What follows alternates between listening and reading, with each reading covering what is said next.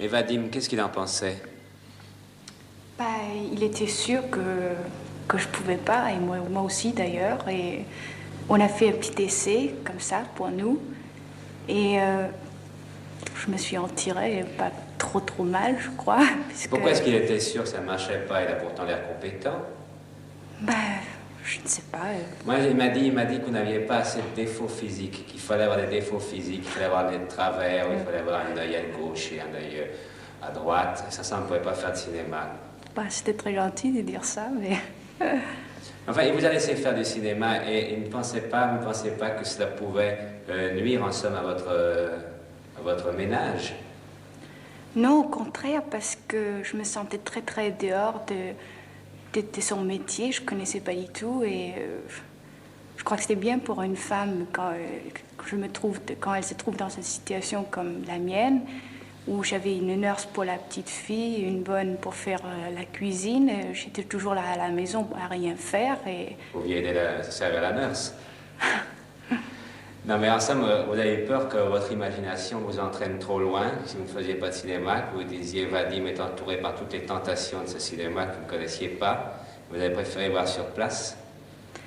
bah non, je lui faisais confiance. Il y a une chose qui est très curieuse chez vous, c'est que dans le fond, vous représentez un cas assez particulier. Vous ressemblez incontestablement à une actrice quand on vous voit, quand on voit des photos de vous. Même si vous n'aviez pas tourné, on dirait il faut qu'elle fasse du cinéma. Vous vivez comme une actrice, vous jouez des rôles, vous répondez à des interviews, la preuve. Et pourtant, vous n'avez pas l'air tout à fait une actrice professionnelle. Est-ce que vous vous considérez comme une actrice professionnelle? Non. Et vous ne connaissez pas le métier parce que vous pensez que vous n'êtes pas faite spécialement pour la vie d'actrice? Je ne me sens pas actrice, j'y suis bien ou pas bien, c'est à vous de juger.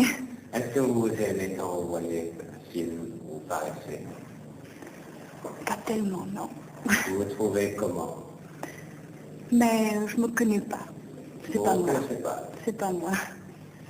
Mais vous avez évidemment plusieurs handicaps à vaincre. D'abord, vous êtes la femme d'un metteur en scène, en principe c'est un avantage, mais c'est aussi un handicap.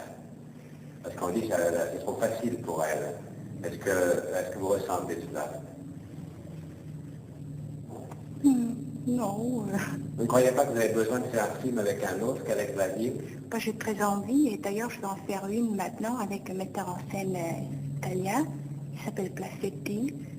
Et je suis très content. J'ai hâte de faire une chose en dehors de Vadim pour voir ce que ça va donner. Vous allez être séparés alors, ça va être très grave. Bah, j'espère que non, puisque Vadim aura fini ce film-là, et entre-temps, il va travailler sur le scénario. J'espère qu'il ira avec moi pendant le tournage. On le mettra dans un petit coin du studio. Exact. Dernier handicap, avec Vadim, vous avez succédé à la ville, à une actrice tellement connue que je n'ai pas besoin de la nommer pour qu'on sache de qui je parle. On a même dit que vous lui ressembliez physiquement, ça c'est un point de vue. Est-ce que vous avez pensé aussi qu'un jour vous pourrez la remplacer à l'écran? Écoutez, on remplace pas quelqu'un. J'essaye de trouver quelque chose à moi, et Ça me paraît très bien répondu, Annette Vadim. Merci beaucoup.